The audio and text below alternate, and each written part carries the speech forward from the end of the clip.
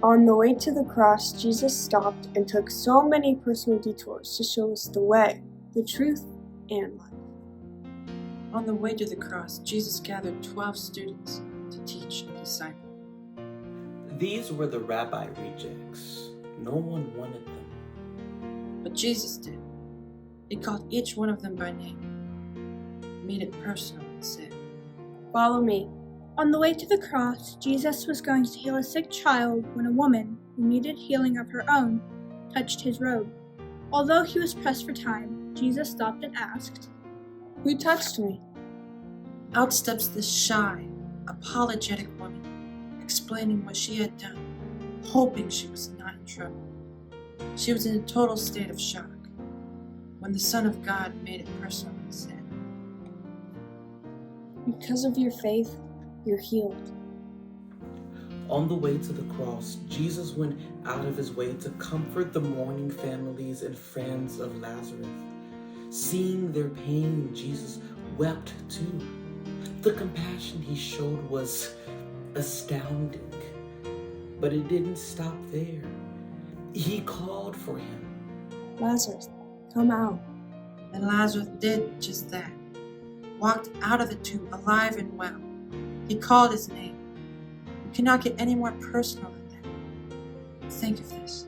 If he would have just said, "Come out," a bunch of dead people could have just risen from their graves. Not only did he have the power to raise the dead, he had the power to make a personal connection. On the way to the cross, Jesus experienced opposition from many religious leaders.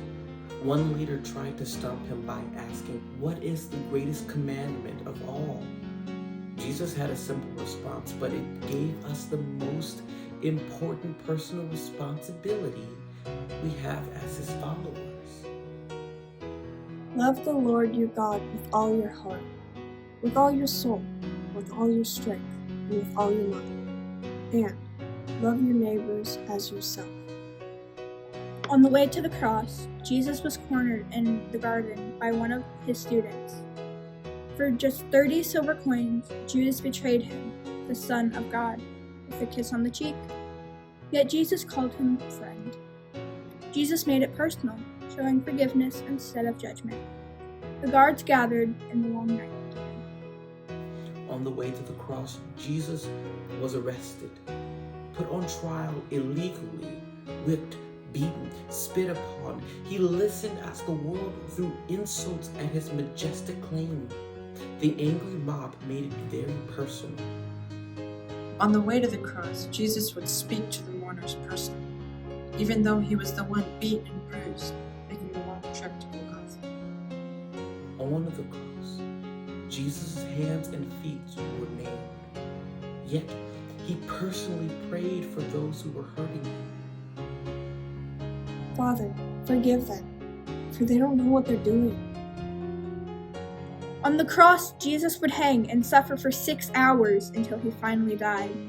The perfect person, the perfect sacrifice. The cross seemed like a personal victory to those who opposed Jesus. The cross seemed like a personal tragedy for those who loved Jesus. After the cross, Jesus' body was placed in a tomb, but the grave couldn't hold him. So he did what he personally said he would do. He did what separates him from all the other gods. He rose from the grave. After the cross and the tomb, on his way back to the Father, Jesus made a stop and visited his disciples and at least 500 other eyewitnesses.